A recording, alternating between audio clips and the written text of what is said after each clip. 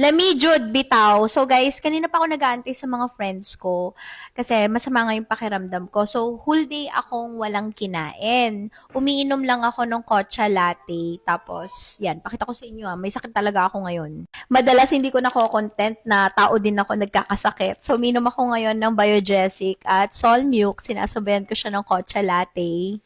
Wala pong LBM effect ang ating matcha latte but it contains probiotics from kombucha. Kung may sakit kayo, madalas po kayo nagkakasakit dahil sa over-fatigue, ang dami yung ginagawa, try po ninyo itong matcha latte natin. Ayan yung ininom ko guys and wala pa akong kain talaga kasi inaantay ko yung aras kaldo ng mga friends ko kasi sabi nila lulutuan daw nila ako. And hanggang ngayon, wala pa rin sila. So, umiinom muna ako ng matcha latte ko. Cheers, guys! Para sa mga kaibigan natin na laging late.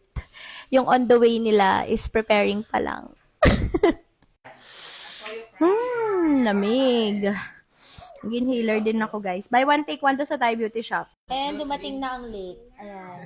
Late. Let's go swim.